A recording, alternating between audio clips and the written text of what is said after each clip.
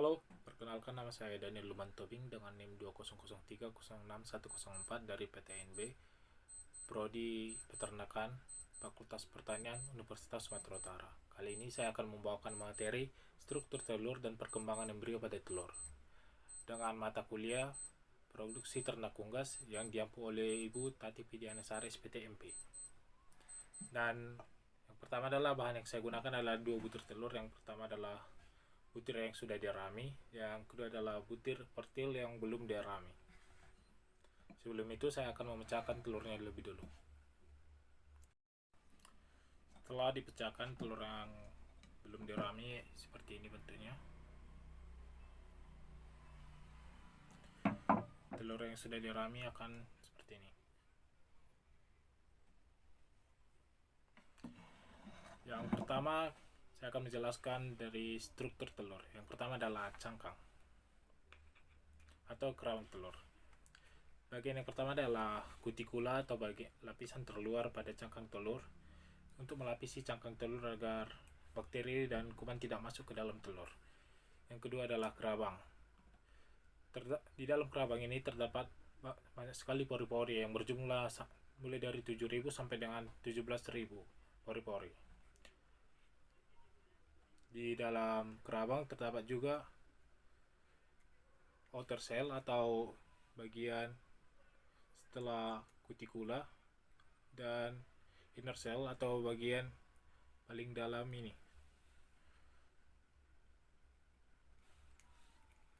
Yang kemudian adalah arsal atau rongga udara.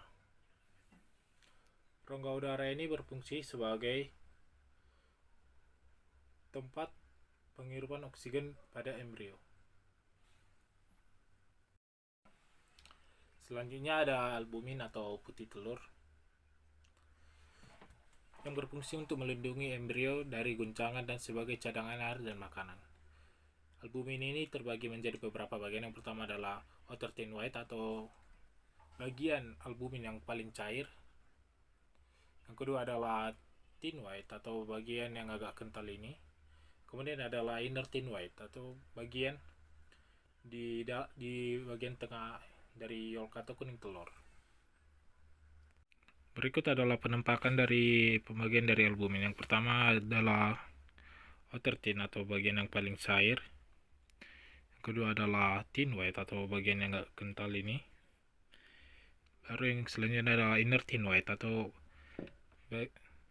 bagian albumin yang terdapat pada bagian tengah yolk.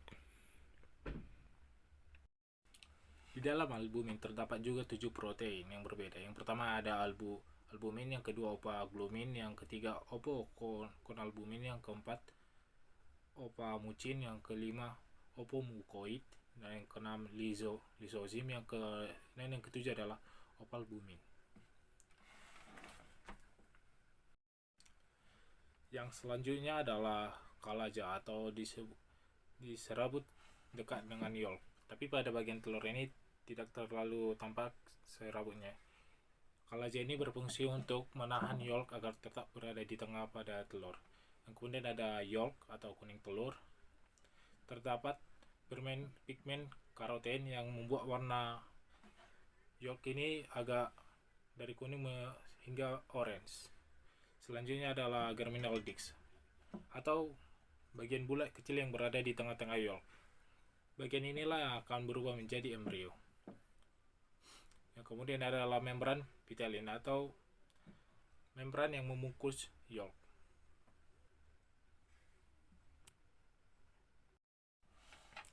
Kemudian saya akan menunjukkan telur yang saya pecahkan yang sudah dirami.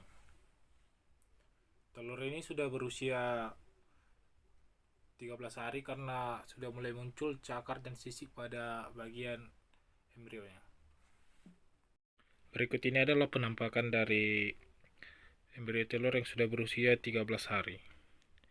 Pada bagian ini sisik dan cakarnya sudah mulai kelihatan. Dan sudah mulai ada tumbuh bulu yang sangat tipis pada bagian ini. Sekian hasil pemaparan saya pada praktikum struktur telur dan perkembangan embrio pada telur. Jika ada kesalahan kata yang saya perbuat, saya mohon maaf. Terima kasih banyak.